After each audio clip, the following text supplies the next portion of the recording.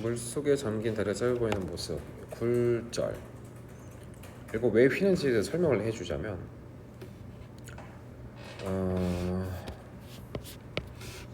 수면, 물체, 사람 눈. 이거 내가 눈에서 레이저 쏘는 거 아니라고 했어요, 그죠? 조명이 물체를 먼저 비춘 이후에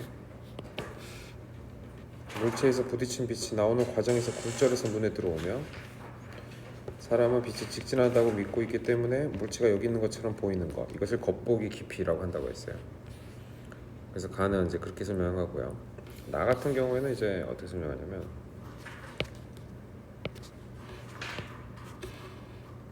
밤이네요. 밤에는 지면이 시원해. 공기는 아직 따뜻해. 소리는 앰뷸런스잖아요. 소리는 기체 상태에서는 온도가 높을수록 빨라요. 그럼 여기서 소리가 퍼져나갈 때 속력이 빠르면 파장이 길어요. 그 다음 파면이 이렇게 그려지는 거예요. 선생님, 파면이 뭔가요? 파면은 파동이 이렇게 올 때 같은 위상에 있는 점들의 모임, 이게 파면이에요. 그러니까 요 선 자체가 파면이라고 생각하시면 돼요. 그러니까 마루를 이은 선 혹은 고를 이은 선, 이게 파면이에요. 근데 우리가 파동의 진행 방향을 항상 요 파면의 수직 방향을 파동의 진행 방향으로 삼아요. 파동이 속력이 빠르다는 얘기는 파장이 더 길어지는 거죠, 이렇게. 그러니까 파면 사이의 간격이 멀어지게 돼요. 따뜻한 곳에서는 더 빨리빨리 많이 진행하면 되고요, 차가운 곳에서는 천천히만 진행하면 돼요. 그래서 그 다음 파면이 또 이렇게 그려지는 거예요. 그래서 파면을 그릴 줄 알아야 되고, 그리고 다음에 파면의 수직 방향으로 우리가 파동의 진행 방향을 정의를 해요. 그래서 이 파동은 오른쪽으로 휘는 것처럼 보이는 거죠. 이것도 굴절이에요. 굴절은 매질이 속력을 결정하게 되는데, 매질이 달라지니까 속력이 달라지게 되고, 파면을 그려보고 나니 진행 방향이 바뀌는 것을 굴절이라고 해요. 굴절은 무조건 꺾이는 것만 굴절이라고 생각하시면 안 됩니다. 그래서 이렇게 곡선으로 휘는 것도 굴절이에요. 자, 굴절 말고요. 고액기 손에서 빛이고요. 빛은 물속에 들어가면 느려지죠. 물속에서가 더 느리고, 나에서 위로 진행하는 소리의 진동수를 감소합니다. 진동수 F는 무변, 변하지 않아요.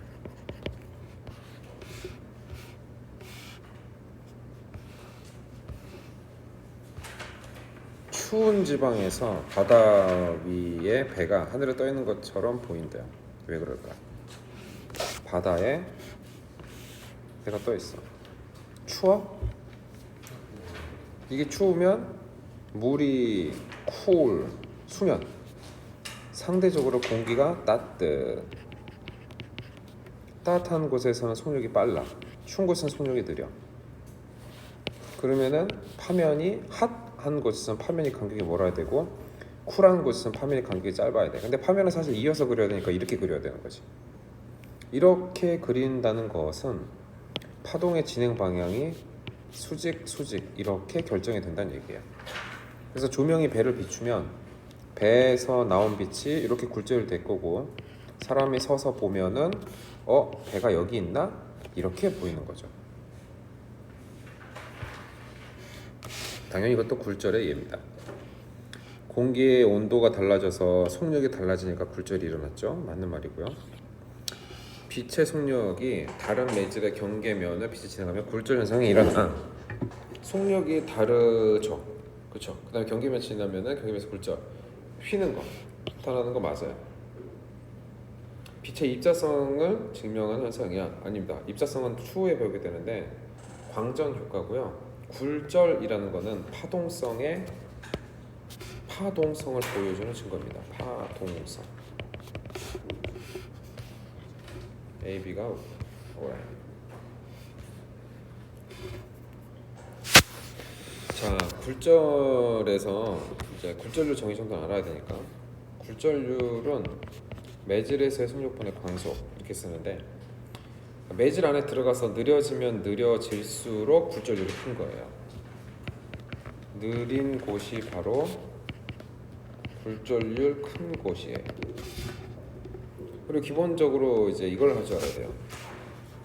그러면 빠른 곳에서 느린 곳으로 가거나 느린 곳에서 빠른 곳으로 갈 때 어느 방향으로 굴절되는지 찰 수 있는가?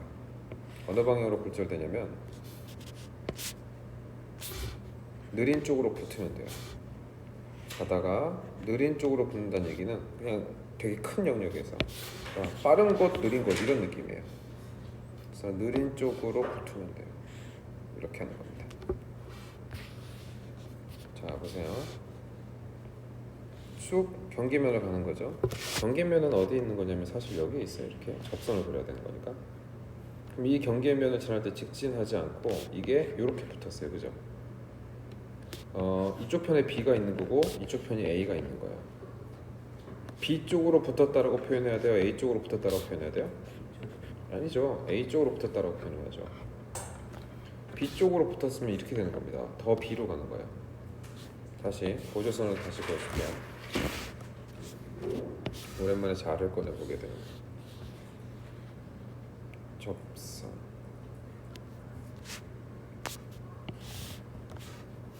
좋았어. 자, 이 상태에서 직진하다가 일로 붙냐 일로 붙냐 이 차인데 여기는 A가 있고 여기는 B가 있다고 생각하면 돼요. 그러면 일로 가는 거는 B로 붙는다라는 표현이고요. 일로 가는 건 A로 붙는다라는 표현이라고 생각하시면 돼요. 자, 이거 어디로 붙어요? A로 붙죠. 그죠? 그러니까 A가 굴절률이 더 큰 곳이에요. 그러니까 A가 더 느린 곳이에요. NA가 굴절률이 더 커요. MB보다 느린 곳이에요. BC 경계에서는 굴절을 볼 수 없는 이유가 수직으로 입사했기 때문에 그런 거예요. 여기도 보조선 하나 더 그려주세요. 이렇게 아까보다는 더 명확해졌어요.